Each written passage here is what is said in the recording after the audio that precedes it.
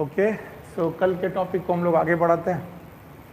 सो कल हम लोगों ने पढ़ा था कि लिविंग वर्ल्ड में लिविंग ऑर्गेनिज्म की क्या क्या कैरेक्टर्स हो सकते हैं और उन कैरेक्टर को लिस्ट किया था।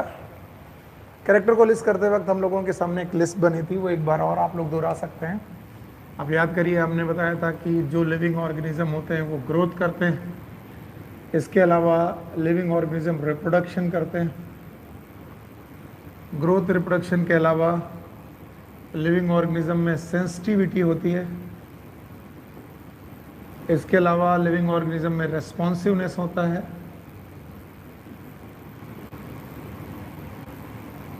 इसके अलावा ना मेटाबॉलिज्म होती है, यानी लिविंग ऑर्गेनिज्म मेटाबॉलिज्म करते हैं।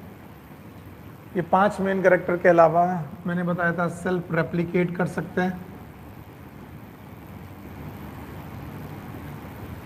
ओके, सेल्फ ऑर्गेनाइज होते हैं।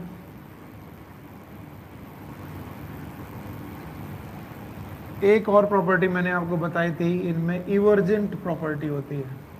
ऐसे मैंने और सारे 9 फैक्टर आपको सिखाए थे। खैर, इनमें से हम लोगों ने कल डिस्कस किया ग्रोथ और ग्रोथ से रिलेटेड जितने भी पॉइंट हो सकते थे वो, और कल डिस्कस किया रिप्रोडक्शन। और हमने पाया कि ग्रोथ एंड रिप्रोडक्शन ये दोनों नॉन डिफाइनिंग कैरेक्टर हैं।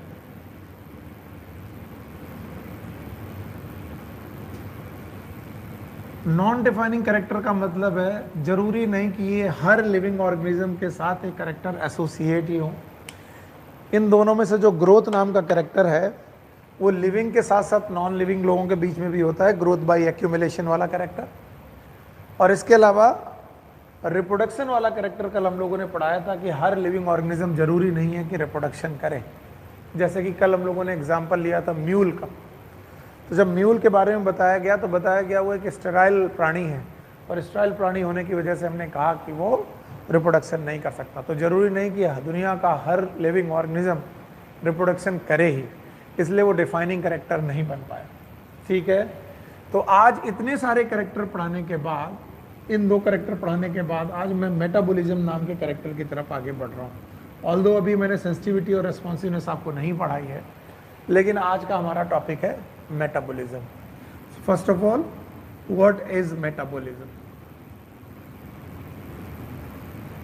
वैसे तो बचपन से जब से हम लोगों ने पढ़ना चालू किया और हमने पाया कि मेटाबॉलिज्म को हम लोग एक ही डेफिनेशन से बोलते हैं, it is sum total of all chemical reaction. Sum total of all chemical reaction occurring in living cell. किसी भी जीवित कोशिका के अंदर होने वाली सारी sum total of all chemical reactions, इनको हम लोग मेटाबॉलिज्म कहते हैं, या फिर occurring in living body. Living cell के अलावा लिविंग बॉडी में भी जितनी भी रिएक्शंस हो रही हैं उन्हें हम लोग मेटाबॉलिज्म की संज्ञा देंगे। एक ही बात है कि मेटाबॉलिज्म में जो सम total of all chemical reaction है ये कैसे डिफाइन की जा सकते हैं, तो उनको समझने के लिए मैं आपसे बताना चाहता हूं कि जब सेल बनी, ध्यान से समझिएगा, जब इस दुनिया में सेल बनी तो सेल के अंदर आया प्रोटोप्लाज्म। याद रखना, प्रोटोप्लाज्म। और इस प्रोटोप्लाज्म के अंदर यू नो दैट न्यूक्लियस भी रहा और साइटोप्लाज्म भी आया, और इस साइटोप्लाज्म में आए बायोमॉलिक्यूल्स। बहुत आसानी से समझने की कोशिश कीजिए। इस साइटोप्लाज्म के अंदर कंपाउंड्स,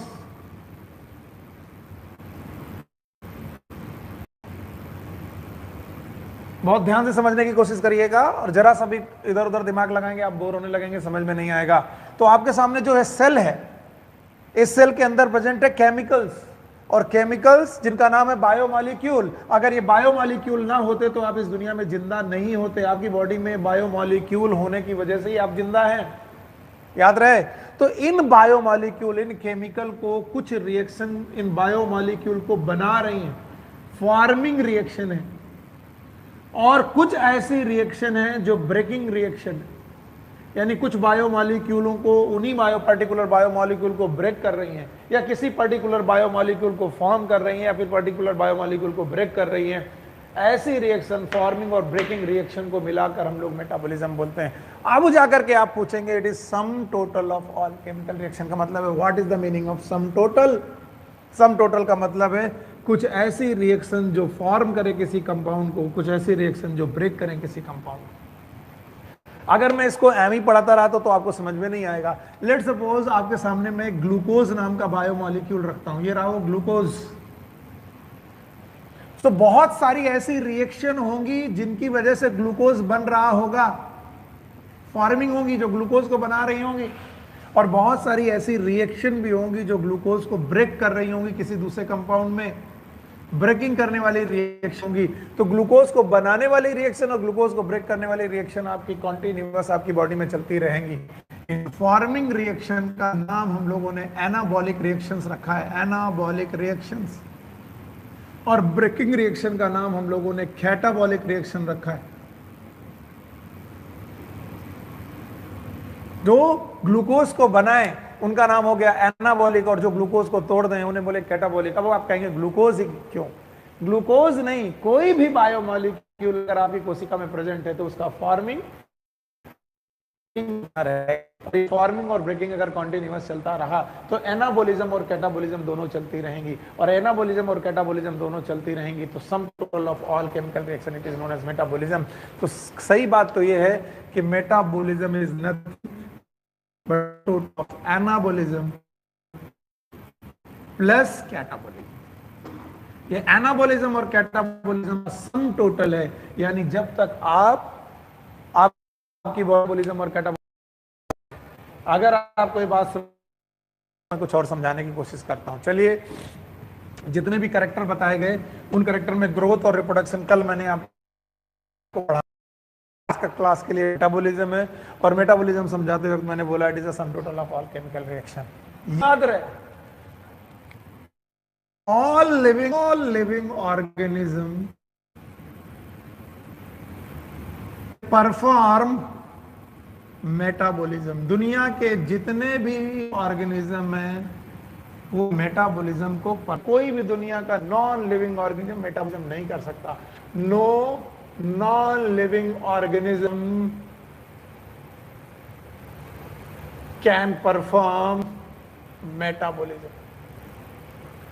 जो मेटाबॉलिज्म है किसी नॉन लिविंग ऑर्गेनिज्म के द्वारा कभी भी परफॉर्म नहीं होती। अब आपको 2 मिनट रुक करके मेरी एक बात समझनी, बात यूं समझनी है कि जैसे जैसे ओरिजिन ऑफ लाइफ शुरू हुई, प्लीज ध्यान सुने, इस दुनिया में जीवन की उत्पत्ति शुरू हुई तो बहुत सारे केमिकल्स आपस में जुड़ते गए। कहते हैं कि भैया जो लिविंग चीजें जिंदा प्रोड्यूस हुई हैं इस धरती पे वो नॉन लिविंग चीजों से बनी है। तो क्या हुआ, समुद्र के अंदर ये केमिकल्स जो है वो इकट्ठा होते रहे। ये जो केमिकल्स हैं एग्रीगेट करके एक केमिकल का समूह बनाते हैं जिसे बोलते हैं कोजरवेट्स। जब कभी आप ओरिजिन ऑफ लाइफ पढ़ेंगे तो ये बात आप समझ में आएगा। जैसे जैसे केमिकल इकट्ठा होते रहे, बहुत सारे केमिकल यहाँ थे normal you know inorganic chemical से ऑर्गेनिक बना, ऑर्गेनिक से लार्जर ऑर्गेनिक बना, और लार्जर ऑर्गेनिक से और लार्जर ऑर्गेनिक बना, फिर ये कोजरवेट नाम का एक स्ट्रक्चर बना। बोलते हैं कोजरवेट नाम का जो स्ट्रक्चर था ये केमिकल का समूह था, केमिकल ग्रुप था, ये केमिकल का ग्रुप था, बट नॉन लिविंग था। क्या था? Non living. तो ऐसे नॉन लिविंग होने के बाद नॉन लिविंग था, लेकिन इसी कोजरवेट से पहली सेल बनी। तो जब कोई पूछे कि सेल और कोजरवेट में डिफरेंस क्या है तो बोलेंगे कि बेटा कोजरवेट में भी केमिकल ग्रुप्स पाए जा रहे हैं, केमिकल कंपाउंड पाए जा रहे हैं, और सेल में भी, याद रखना, सेल में भी केमिकल्स पाए जा रहे हैं। जब ये भी केमिकल का समूह है और ये भी केमिकल का समूह है, दोनों केमिकल का समूह है, मानकर देखिए कोजरवेट भी केमिकल का समूह और कोशिका भी केमिकल का ही समूह है, तो ये नॉन लिविंग क्यों है और इसे लिविंग क्यों माना गया? क्यों? क्योंकि बेटा जो सेल के अंदर का केमिकल ग्रुप था उसे माना गया प्रोटोप्लाज्म। क्या माना गया? प्रोटोप्लाज्म। और प्रोटोप्लाज्म वो जगह है जहां पर पहली बार चालू हुई मेटाबॉलिक रिएक्शन। इसका मतलब नॉन लिविंग और लिविंग के बीच में आकर कौन रुक गया? Metabolic reaction. यानी कि ये भी केमिकल था और ये भी केमिकल था, लेकिन इनमें metabolic reaction emergent property living वाली नहीं सुपर कर पाई, लेकिन यहां पर जितनी भी मेटाबॉलिक रिएक्शन चालू हुई उन्होंने इस कोशिका के अंदर के केमिकल को लिविंग कंडीशन पैदा कर दी। इसका मतलब इस दुनिया में मेटाबॉलिज्म मतलब लिविंग। मेटाबॉलिज्म डायरेक्ट आपको बताता है इस दुनिया में जो भी दुनिया में जिंदा है वो मेटाबॉलिज्म जरूर करेगा। बिना मेटाबॉलिज्म के लाइफ संभव ही नहीं है। इसीलिए मेटाबॉलिज्म को लोगों ने डिफाइनिंग प्रॉपर्टी बताया, defining property of living world. Defining characteristic है, इसको हम लोगों ने मेटाबॉलिज्म को डिफाइनिंग कैरेक्टरिस्टिक बोला है। तो सी हम लोगों ने बहुत सारी बातें की, एक बार रिवाइज करते हैं और फिर धीरे धीरे आगे बढ़ते हैं। चलो, what is metabolism? It is a some total of all chemical reactions occurring inside the body. Body के अंदर होने वाली सारी sum total of all chemical reactions हैं। हमने कहा कि ये जो हमारी कोशिका है, ये कोशिका बायोमॉलिक्यूल की बनी है, केमिकल कंपाउंड की बनी हुई है, और उस बायोमॉलिक्यूल को बनाने वाली रिएक्शन का नाम हम लोगों ने रखा एनाबॉलिज्म और तोड़ने वाली रिएक्शन का नाम रखा कैटाबॉलिज्म। तो there are two kind of reactions, one is known as anabolism, दूसरा कैटाबॉलिज्म। एनाबॉलिज्म और कैटाबॉलिज्म के ग्रुप को या फिर एनाबॉलिज्म और कैटाबॉलिज्म के इन सम टोटल को हम लोगों ने बोला मेटाबॉलिज्म। फिर मैंने आपको बताया जैसे जैसे इस जीवन की उत्पत्ति हुई, हमारे समुद्र में पाए जाने वाले केमिकल कंपाउंड इनऑर्गेनिक से ऑर्गेनिक, ऑर्गेनिक से लार्जर ऑर्गेनिक, लार्जर ऑर्गेनिक से कोजरवेट्स बने। कभी कोई पूछे व्हाट इज कोजरवेट, तो बताइए केमिकल का समूह ही है। पर पूछे कोई बोले कि ये लिविंग है कि नॉन लिविंग, तो बोलो नॉन लिविंग। लेकिन कोजरवेट से जो पहली सेल बनी वो लिविंग क्यों है? वो भी केमिकल कंपाउंड है, लेकिन उन दोनों के बीच में क्या बीच में आ गई? Metabolic reactions. ओके, सो मेटाबॉलिज्म इस दुनिया में जहां जहां है वहां वहां पर लिविंग कंडीशंस जरूर होंगी। मेटाबॉलिज्म मतलब living conditions. Okay, one thing more, जब भी मेटाबॉलिक रिएक्शंस हो रही होंगी, let suppose A compound B नाम के कंपाउंड में चेंज हो रहा है। ओके, ये ए नाम का जो सबस्ट्रेट है बी नाम के किसी प्रोडक्ट में चेंज हो रहा है, तो ये एक केमिकल रिएक्शन ही है, लेकिन this chemical reaction will be catalysed. ये केमिकल रिएक्शन कैटलाइज्ड होगी और इसको कैटालिसिस करने वाले कैटलिस्ट का नाम होगा एंजाइम्स। फिर सुनिए, these are known as enzyme, so we can say all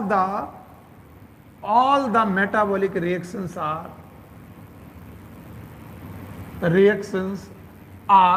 catalyzed by enzyme.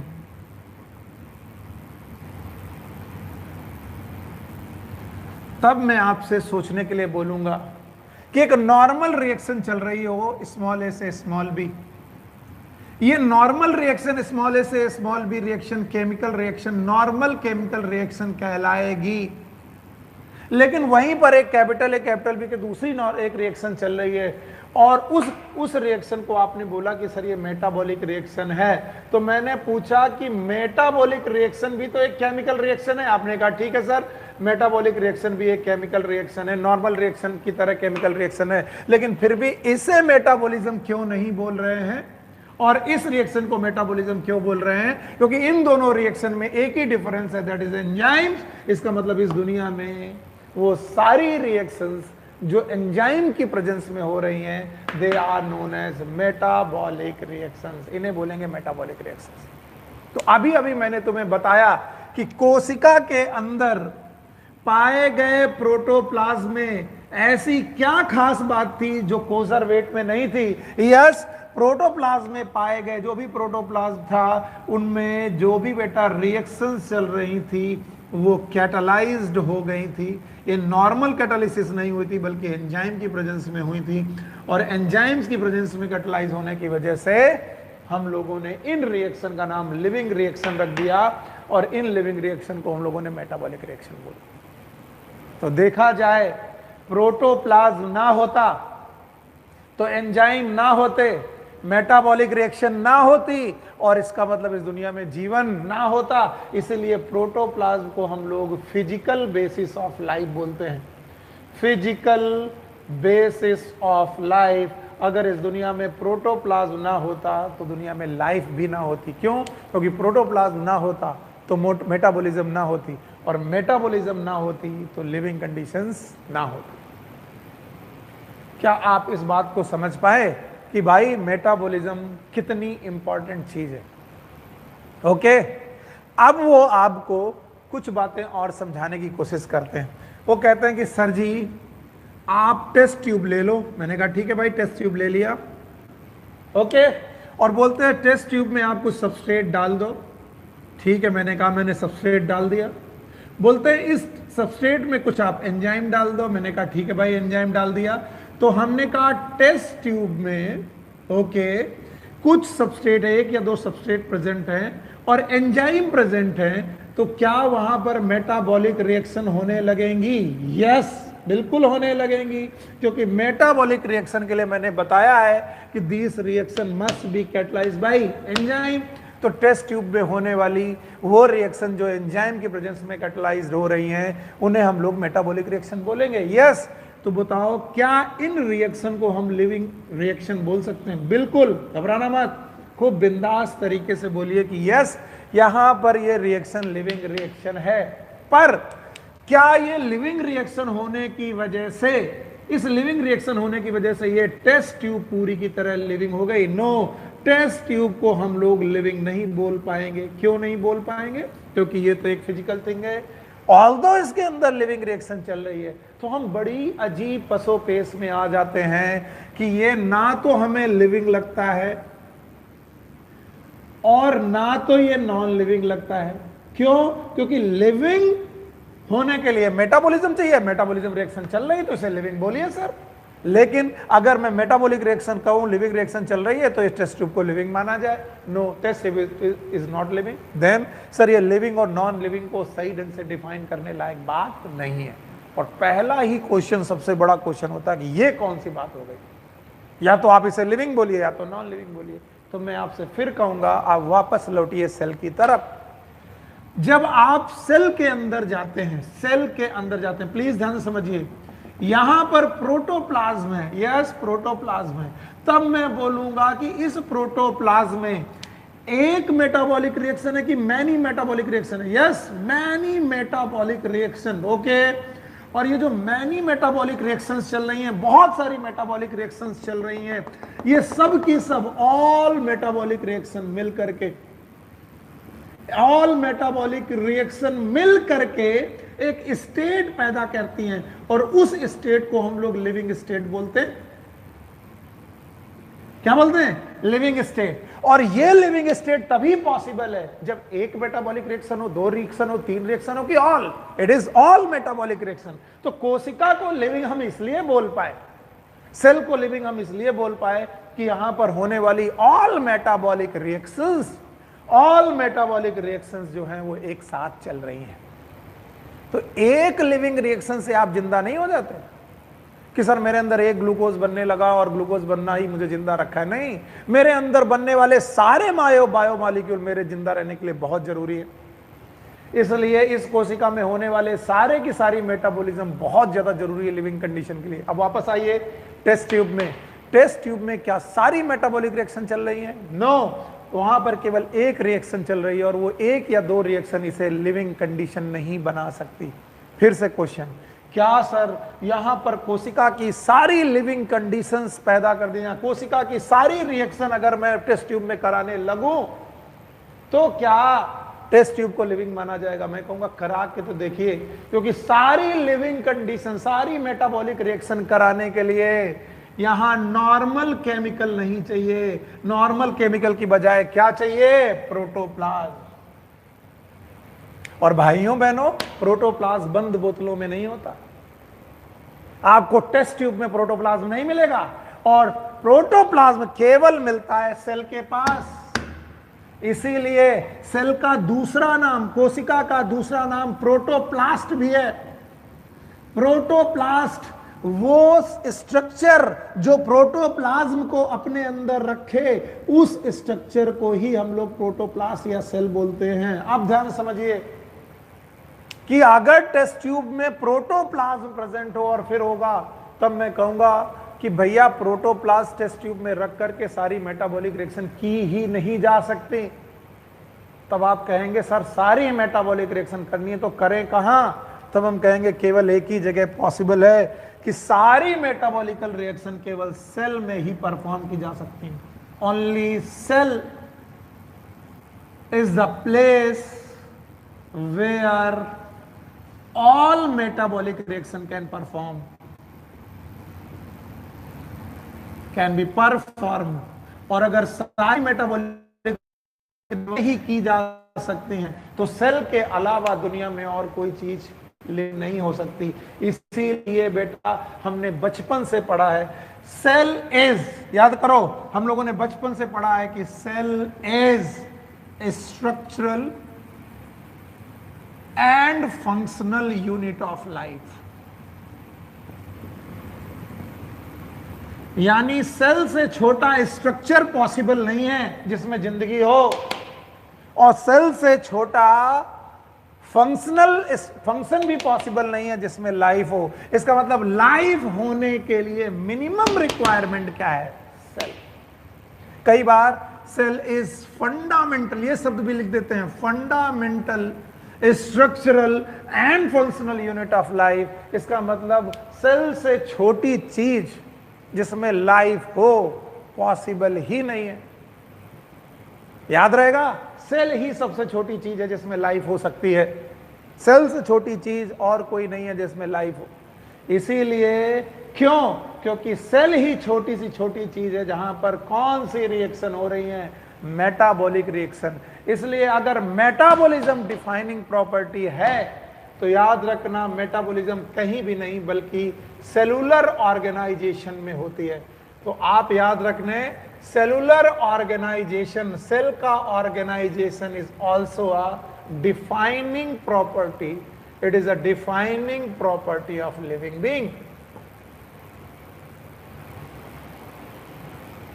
तो जितना मेटाबॉलिज्म इंपॉर्टेंट है उतना ही सेलुलर स्ट्रक्चर इंपॉर्टेंट है, क्योंकि सारी मेटाबॉलिक रिएक्शन टेस्ट ट्यूब में करवाई जा ही नहीं सकती। और सारी मेटाबॉलिक रिएक्शन करवाने के लिए आपको क्या चाहिए?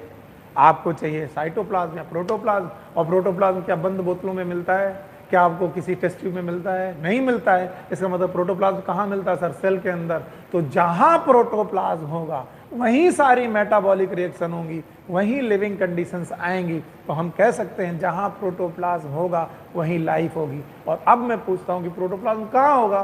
तो आप बोलोगे सेल के अंदर। तो आप क्या बोलोगे? Cellular organisation is also very important for the living being. So this was again a defining property जो आपको मालूम होनी चाहिए थी। ओके, चलिए रब करते हैं। ग्रोथ और रिप्रोडक्शन के बाद आज हम लोगों ने मेटाबॉलिक रिएक्शंस पढ़ी और मेटाबॉलिक रिएक्शन को समझने की कोशिश की। मैं मिटा रहा हूँ, आप मुझे बताइए what is metabolic reactions? Metabolic reactions are the sum total of all chemical reactions. कोई बोले सम टोटल क्यों? कितने प्रकार की रिएक्शन हो सकती हैं? तो आप बोलोगे कुछ फॉर्मिंग रिएक्शन होगी, कुछ ब्रेकिंग रिएक्शन होगी। तो मैं बोलूंगा फॉर्मिंग रिएक्शन का नाम क्या होगा? आप बोलोगे एनाबोलिज्म। मैं बोलूंगा ब्रेकिंग रिएक्शन का नाम क्या होगा? आप बोलोगे कैटाबोलिज्म। तो मैं बोलूंगा anabolism and catabolism both are, anabolism and catabolism both are included in metabolism. इसका मतलब मेटाबोलिज्म में दो प्रकार के रिएक्शन, एनाबोलिज्म और कैटाबोलिज्म। और इस दुनिया में जो भी जिंदा है उसको क्या करना पड़ेगा? मेटाबोलिज्म। ओके, नाउ अब हम लोग ग्रोथ, रिप्रोडक्शन, मेटाबॉलिज्म और सेलुलर ऑर्गेनाइजेशन के बाद आगे बढ़ते हैं और कॉन्शियसनेस की तरफ आते हैं। कॉन्शियसनेस को मैंने दो हेड में आपको समझाने की कोशिश की थी। One is known as sensitivity और दूसरा है रेस्पॉन्सिवनेस।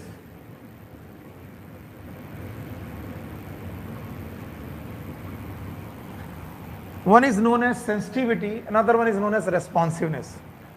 Sensitivity और responsiveness को समझने के लिए सबसे पहले समझिए stimulus.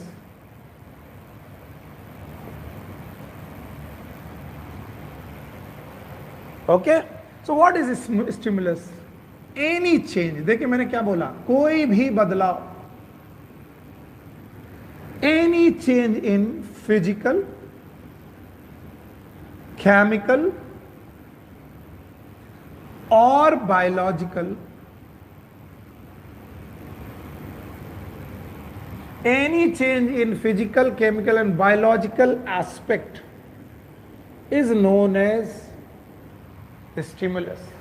मेरे चारों तरफ अगर कोई फिजिकल बदलाव हो रहा है, मान लीजिए एक बॉल इधर से इधर जा रही है, मेरे सामने एक प्राणी इधर से निकल गया, या फिर कोई भी मूविंग चीज आ रही है, या कोई भी फिजिकल चेंज, सनलाइट आ रही है, अंधेरा हो रहा है, एनी फिजिकल चेंज, या मेरे अंदर या मेरी बॉडी के अंदर या मेरी बॉडी के बाहर कोई केमिकल चेंज हो जाए, या मेरी बॉडी के अंदर कोई बायोलॉजिकल चेंज हो जाए, तो any change which is physical, chemical और biological, it is known as stimulus. मैं ये मेरे पास मार्कर है, मैं आपकी तरफ फेंकूं और मार्कर आपके पास आए, कैसा चेंज होगा? फिजिकल. तो कोई भी चेंज जो इस दुनिया में प्रेजेंट है, या तो फिजिकल है या केमिकल है या बायोलॉजिकल है, फिजिकल, केमिकल या बायोलॉजिकल जो चेंजेस हैं, इन चेंजेस को हम लोग बोलते हैं स्टिमुलस. याद रखना, स्टिमुलस को जो सेंस कर ले, यानी इन चेंजेस को अगर कोई सेंस करने की कैपेबिलिटी रखता है, इसे बोलते हैं सेंसिटिविटी. मैं बैठा हूं कमरे में, अचानक लाइट जली, मैंने देखा लाइट जल गई, it is known as sensitivity. Okay, sensitivity. अब ये लाइट जल गई तो मैं इस लाइट को रिस्पॉन्स करूंगा. हो सकता है लाइट बहुत ज्यादा ब्राइट हो, मैं आंखें बंद कर लूं. लाइट जली, मैंने जानना इट इज सेंसिटिविटी, लेकिन आंख बंद करना इस लाइट कॉल के लिए रिस्पॉन्स है. तो याद रखना, स्टिमुलस को सेंस करना it is known as sensitivity, और स्टिमुलस को रिएक्ट करना, to react the stimulus is known as it is responsiveness. तो याद रखना, अगर इस दुनिया में कोई भी ऑर्गेनिज्म है और उस ऑर्गेनिज्म में सेंसिटिविटी है और साथ में उसमें रेस्पॉन्सिवनेस है, तो सेंसिटिविटी और रेस्पॉन्सिवनेस दोनों को मिलाकर हम लोग क्या बोलेंगे? कॉन्शियसनेस है. ओके. अब बेटा, सेंसिटिविटी किस वजह से आती है? Due to sense organ. Sensitivity आने के लिए हमारे पास है sense organ. Like animals have the sense organ. इस दुनिया में सारे एनिमल के पास सेंस ऑर्गन है, और वो बेटा सेंस ऑर्गन के द्वारा ऑलमोस्ट सारे, कुछ लोअर ऑर्गेनिज्म के पास सेंस ऑर्गन नहीं है तो बेटे रिसेप्टर होंगे. सेंस ऑर्गन या फिर रिसेप्टर्स हैं जिनके द्वारा वो इन्हें रिसीव कर सकते हैं, और रेस्पॉन्सिवनेस करने के लिए इनके पास बहुत सारे मोटर रेस्पॉन्सेस के लिए बहुत सारी चीजें. तो अगर मैं सेंस कर पा रहा हूं, इसका मतलब मेरे अंदर सेंसिटिविटी है, मेरे पास सेंस ऑर्गन है, इसका मतलब मैं लिविंग हूं. तो बोलते हैं consciousness is a living property, living character है. इस दुनिया में जो भी जिंदा है उसके पास सेंसिटिविटी है. इस दुनिया में जो भी जिंदा है उसके पास रेस्पॉन्सिवनेस है. इसका मतलब सेंसिटिविटी और रेस्पॉन्सिवनेस होना, it is known as consciousness. Okay. किसी ने बोला कि सर सेंसिटिविटी के लिए हमें चाहिए सेंस ऑर्गन. एनिमल तो ठीक है सर, एनिमल में सेंस ऑर्गन है, but what about the plants? मैं बता दूं, इनके पास सेंस ऑर्गन भले ना हो, पर इनके पास भी रिसेप्टर्स हैं. रिसेप्टर्स हैं जो इस स्टिमुलस को रिसीव कर सकते हैं. Then what about the unicellular organism? Sir आप मुझे यूनिसेलुलर ऑर्गेनिज्म के बारे में बताइए, एक कोष की जंतुओं के बारे में बताइए. Unicellular organism, sir unicellular organism like amoeba, like bacteria, जिनके पास कोशिका ही एक है, तो क्या सर उनके पास सेंस ऑर्गन है? क्या सर उनके पास रिसेप्टर हैं? सर इसे डिटेल में बताइए. तो सर मान लिया एनिमल इज लिविंग, उसमें कॉन्शियसनेस है क्योंकि उसके पास सेंस ऑर्गन है. सर मान लिया प्लांट लिविंग है, लिविंग प्लांट के पास रिसेप्टर है, वो फोटो पीरियड को रिस्पॉन्स कर सकते हैं, लॉन्ग डे प्लांट हो सकते हैं, शॉर्ट डे प्लांट हो सकते हैं, मान लिया सर. लेकिन अब आप मुझे यूनिसेलुलर ऑर्गेनिज्म के बारे में बताइए, क्या अमीबा और पैरामीशियम के पास भी रिसेप्टर हैं? मैं फंस जाऊंगा, क्योंकि ना मुझे वहां सेंस ऑर्गन दिखाई पड़ेंगे, ना मुझे वहां रिसेप्टर दिखाई पड़ेंगे. फिर क्या करें? फिर हम देखते हैं कि यार कॉन्शियसनेस तो सेलुलर लेवल पर, प्रोटोप्लाज्म लेवल पर होती है। भैया बहुत इंपॉर्टेंट पॉइंट, प्रोटोप्लाज्म के अंदर इरिटेबिलिटी पाई जाती है, इसे कभी मत भूलिएगा वरना आप डिफाइन नहीं कर पाएंगे बहुत सारी चीजों को। इरिटेबिलिटी पाई जाती है, आप इसमें कोई भी स्टिमुलस डालें, प्रोटोप्लाज्म इस स्टिमुलस को रिसीव करने के बाद प्रोटोप्लाज्म इरिटेट होता है, वाइब्रेशंस चेंज होते हैं, these are known as irritability. और ये irritability is nothing but sensitivity and responsiveness together. Sensitivity and responsiveness together present in protoplasm. तो भैया अभी थोड़ी देर पहले मैंने आपको पढ़ाया था कि protoplasm is a physical basis of life. अगर प्रोटोप्लाज्म है तो कॉन्शियसनेस होगी भाई। इसका मतलब कॉन्शियसनेस होने का ब्रेन से कोई लेना देना नहीं है। हाँ, ब्रेन से भी लेना देना है, केवल ब्रेन से लेना देना नहीं। क्यों? क्योंकि आप फंस जाएंगे कि क्या सर एनिमल कॉन्शियस हैं, तो आप बोलोगे यस। क्यों? क्योंकि एनिमल के पास सर ब्रेन है। यस, बिल्कुल ब्रेन है, पर मैं आपको अभी फंसा देता हूं। बताइए क्या प्लांट कॉन्शियस हैं? आप बोलोगे यस सर प्लांट कॉन्शियस हैं। तब मैं पूछूंगा क्या प्लांट में ब्रेन है? आप बोलेंगे नहीं है सर, फंस जाएंगे आप। इसका मतलब ब्रेन होना कोई गारंटी नहीं है कॉन्शियसनेस की।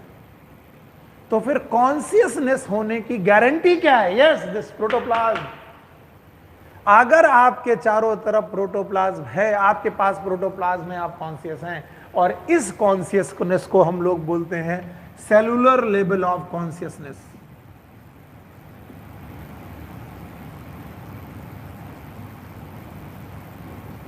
और अभी आपको मैंने बताया था, भूल गए आप शायद, मैंने बताया था जिंदा रहने के लिए मेटाबॉलिज्म जरूरी है, और मेटाबॉलिज्म के लिए साइटोप्लाज्म जरूरी है। इसका मतलब अगर आप जिंदा रहना चाहते हैं तो मेटाबॉलिज्म करना पड़ेगा, मेटाबॉलिज्म करना चाहते हैं तो प्रोटोप्लाज्म करना जरूरी होगा। और मेटाबॉलिज्म को मैंने डिफाइनिंग प्रॉपर्टी बताया। तो जहां जहां मेटाबॉलिज्म वहां वहां प्रोटोप्लाज्म, और इसको उल्टी तरीके से समझिए कि जहां जहां मेटाबॉलिज्म वहां वहां प्रोटोप्लाज्म, और जहां जहां प्रोटोप्लाज्म वहां वहां consciousness. Hence, consciousness is also a defining property.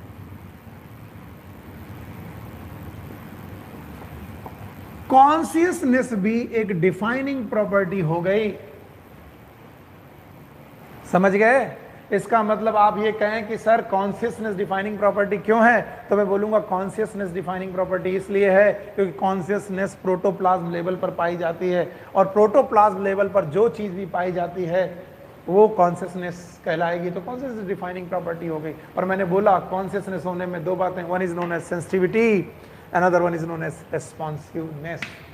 कितना आसान हो गया हमें समझना कि कॉन्शियसनेस भी एक डिफाइनिंग प्रॉपर्टी है। क्यों? क्योंकि जहां जहां प्रोटोप्लाज्म वहां वहां मेटाबॉलिज्म, मेटाबॉलिज्म डिफाइनिंग, और जहां जहां प्रोटोप्लाज्म वहां वहां कॉन्शियसनेस, तो कॉन्शियसनेस भी डिफाइनिंग प्रॉपर्टी। बट एक छोटी सी बात जो हमारी एनसीईआरटी ने हमें बताई कि कॉन्शियसनेस जरूरी है प्रोटोप्लाज्म लेवल तक होने पर बस, लेकिन बेटा ब्रेन भी हमें कॉन्शियसनेस देता है, ब्रेन भी हमें कॉन्शियसनेस देता है। और ये जो कॉन्शियसनेस होती है ये सेंस ऑर्गन के लेवल पर होती है, सेंस ऑर्गन लेवल। तो ब्रेन भी कॉन्शियसनेस देता है, क्योंकि ब्रेन भी तो बेटा सेल्स का ही बना है, और उन सेल का नाम है नर्व सेल्स, और नर्व सेल्स में प्रेजेंट है ग्रे मैटर, और grey matter is nothing but protoplasm. तो भैया ब्रेन कोई ऐसा अलग से चीज नहीं है, ब्रेन भी कोशिकाओं का बना है, और ब्रेन का जो कॉन्शियसनेस है वो बेटा सेंस ऑर्गन लेवल पर है। हम देख पा रहे हैं, हमारी आंखें सेंस ऑर्गन, आंखें देख पा रही है, कान सुन पा रहे, टंग टेस्ट को ले पा रही है, नाक स्मेल को ले पा रही है, स्किन इसको टच को समझ पा रही है। इसका मतलब ये ब्रेन का जो कॉन्शियसनेस है ये सेलुलर कॉन्शियसनेस के से अलग है, लेकिन उसी की प्रॉपर्टी से इमर्ज हुई। वन मोर थिंग, ब्रेन रखने की वजह से ह्यूमन में इंटेलिजेंस आ गया, ह्यूमन दे गॉट इंटेलिजेंस, और इंटेलिजेंस आने की वजह से अकेला human is the only animal जो सेल्फ कॉन्शियस है, जो अपने बारे में कॉन्शियस है, सेल्फ कॉन्शियस है। Human is the only animal which is known as self conscious. याद रखना, कॉन्शियसनेस सब में होती है, हर लिविंग ऑर्गेनिज्म में होती है, चाहे वो यूनिसेलुलर से चले मल्टी सेलुलर तक जाइए, prokaryote, eukaryote, everywhere there is a consciousness. लेकिन सेल्फ कॉन्शियसनेस केवल और केवल ह्यूमन बीइंग में होती है। ह्यूमन बीइंग के अलावा इस दुनिया में सेल्फ कॉन्शियसनेस कैसे? हम देखते हैं कि हमने क्या कपड़े पहने, हम देखते हैं कि हम क्या बोल रहे, हम देखते हैं कि हमें कैसा व्यवहार करना। जानवर ऐसा व्यवहार, दूसरे जानवर ऐसा व्यवहार नहीं करते, वो कहीं पर भी कुछ भी कर सकते हैं। सो सेल्फ कॉन्शियसनेस इंटेलिजेंस की वजह से आया, और इंटेलिजेंस की वजह से ही, क्योंकि ये ब्रेन से चालू होती है, और इंटेलिजेंस की वजह से हम लोग सेल्फ कॉन्शियस हुए। तो प्लीज, जो लोग भी इस दुनिया में कॉन्शियसनेस को ब्रेन की प्रॉपर्टी मान लेते हैं वो ठीक मानते हैं, लेकिन केवल ब्रेन की प्रॉपर्टी मान लेते हैं वो गलत मानते हैं। ब्रेन ना होने के बावजूद भी देयर में बी कॉन्शियसनेस, बिना ब्रेन की भी कॉन्शियसनेस हो सकती है। प्लांट इसका एग्जाम्पल है। तो याद रहे, कॉन्शियसनेस केवल ब्रेन की प्रॉपर्टी हो, इसे छोड़ दीजिए, इसे मत टेंशन लीजिए, ऐसा मत समझिए कि ब्रेन की प्रॉपर्टी है। इसीलिए consciousness is the property of all living organism. Her living organism की प्रॉपर्टी है, वेदर इट इज प्रोकैरियोट और यूकैरियोट्स और प्लांट्स और एनिमल। इस दुनिया में जितने लोग हैं वो सब के सब कॉन्शियस हैं। तो consciousness is the property of all living organism, इसे भूलिएगा मत। बहुत अच्छी तरीके से समझाया मैंने, और समझाने की कोशिश की। समझाया क्या? मैं समझाने की कोशिश कर रहा हूं, आप देखिए आपको कैसा समझ में आ रहा। तो बताइए, क्या कॉन्शियसनेस का केवल ब्रेन से लेना देना है? नहीं, कॉन्शियसनेस का केवल ब्रेन से लेना देना नहीं है। कॉन्शियसनेस का लेना देना, अगर कॉन्शियसनेस का अगर बोल दो कि कौन एक ऐसी चीज़ है जो हमेशा कॉन्शियस होगी, इट इज़ प्रोटोप्लाज्म। और जहाँ जहाँ प्रोटोप्लाज्म वहाँ वहाँ मेटाबॉलिज्म, इसलिए जहाँ जहाँ कॉन्शियसनेस वहाँ वहाँ मेटाबॉलिज्म। सो आप कह सकते हैं metabolism is a okay feature, it is a feature of, और कैसा फीचर?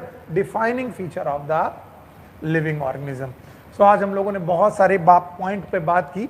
इन तीन पॉइंट पर आज हम लोगों ने बात की। पहले तो कल हम लोगों ने पढ़ा था ग्रोथ। देखिए मैं एक बार फिर से लिस्ट कर देता हूं। आपके सामने पढ़ा था मैंने, ग्रोथ पढ़ाया था, फिर मैंने पढ़ाया आपको रिप्रोडक्शन, ठीक है। इसके बाद आज मैंने पढ़ाया आपको मेटाबॉलिज्म।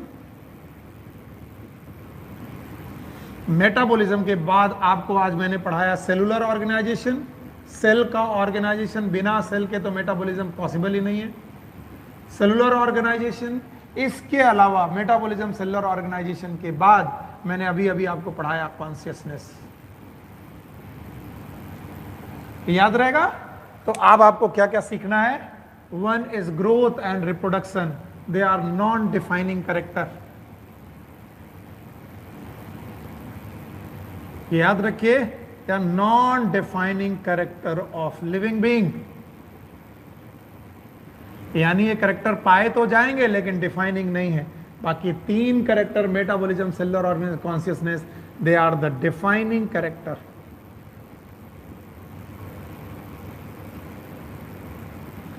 Of living being. देखिए, और ये सबसे ज्यादा पूछा जाने वाला क्वेश्चन है। इतना पढ़ने के बाद सबसे ज्यादा पूछा जाने वाला यही क्वेश्चन है, कौन डिफाइनिंग, कौन नॉन डिफाइनिंग। इसी को पूछ करके लोग नीट क्रॉस कर रहे हैं और समझ रहे हैं। सो आपके सामने defining and non defining character आ गया। अच्छा, एक फेमस क्वेश्चन है जो एनसीईआरटी आपसे पूछती है, उस क्वेश्चन को मैं आपके सामने रखता हूं। एनसीईआरटी ये क्वेश्चन आपको एक पैराग्राफ के रूप में पूछती है, और वो पूछती है there is a human being. एक ह्यूमन बीइंग है, वो कोमेटोज है, उसको कोमा में है, वो कोमा में है। कोमा में है इसका मतलब वो ब्रेन डेड हो चुका है, उसका ब्रेन डेड हो चुका है। ओके। दूसरा ये भी बोलती है कि कोमा के साथ साथ उसका हार्ट ऑलमोस्ट फंक्शन करना बंद कर चुका है, लंग ऑलमोस्ट फंक्शन करना बंद कर चुका है। Heart and lungs they are replaced by heart lung machine. यानी वो आईसीयू में पड़ा हुआ है। आईसीयू एक सेटिंग होती है हॉस्पिटल की, इसे बोलते हैं intensive care unit. ICU, intensive care unit, यानी कि आईसीयू में एक ह्यूमन बीइंग पड़ा हुआ है जिसका ब्रेन डेड हो चुका है, कोमा में है वो, जिसका हार्ट और लंग फंक्शन करना बंद कर चुका है। बट हार्ट और लंग को फंक्शन कराने के लिए हमने हार्ट लंग मशीन लगा के रखी हुई है। हार्ट की जगह पर हार्ट की मशीन, एक मशीन आती है जो हार्ट और लंग का फंक्शन एक साथ करती है, हार्ट लंग मशीन बोलते हैं। और हम मानते हैं कि ये कभी भी रिट्रीव नहीं होगा, ये दोबारा कभी भी वापस आने वाला नहीं। अब वो कहते हैं ऐसे कोमेटोस आदमी को, लिविंग ऑर्गेनिज्म को लिविंग बोलेंगे या फिर नॉन लिविंग बोलेंगे? आप इसे लिविंग बोलेंगे कि नॉन लिविंग बोलेंगे? आप इस क्वेश्चन का जवाब दीजिए। और याद रखना, मुझे इतना मालूम है एनसीईआरटी पढ़ाते पढ़ाते इस क्वेश्चन पर बहुत सारे टीचर ने पीएचडी तक करके रखी हुई है और वो अपना अपना तरीका बताते हैं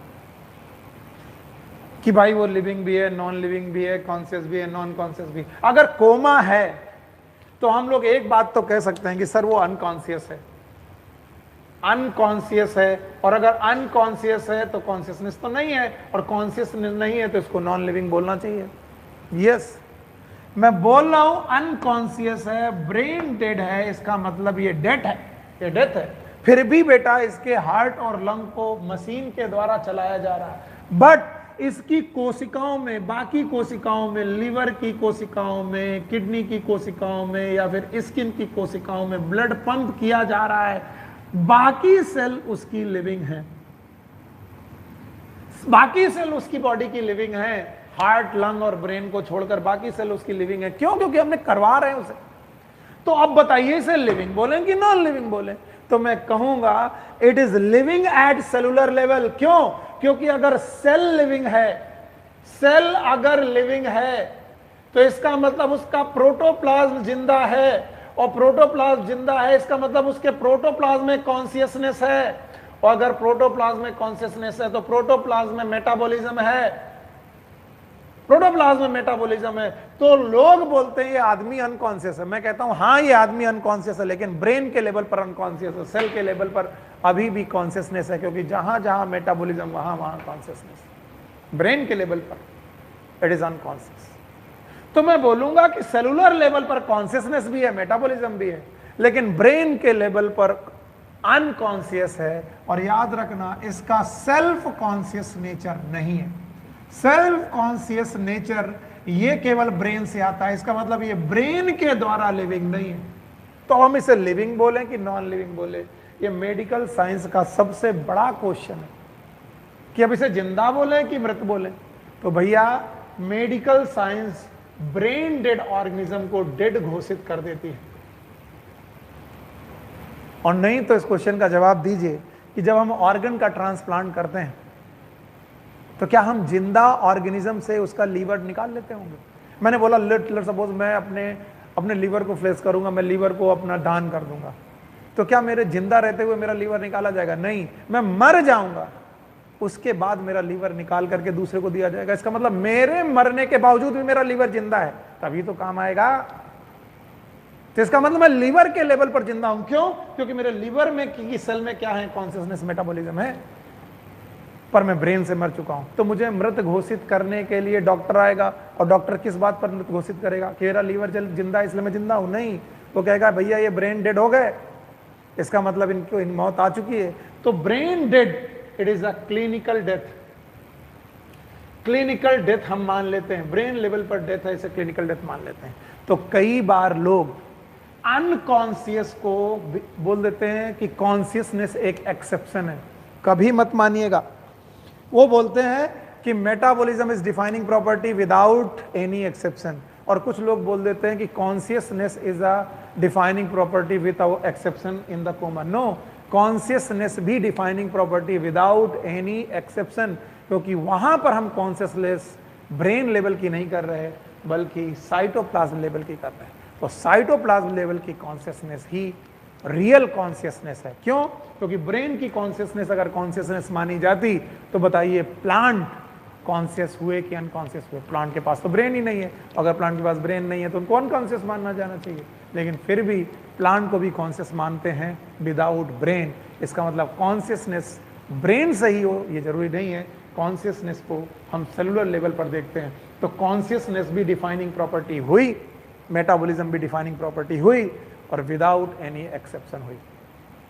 okay, so this was the all 5 properties, growth, reproduction, metabolism, cellular organisation, consciousness. इसके बाद वाली प्रॉपर्टीज एंड डाइवर्सिटी और लास्ट, ये सब चीजें हम लोग कल की क्लास में आगे कंटिन्यू रखेंगे। So take care, good luck, bye bye. Ankit, अंकित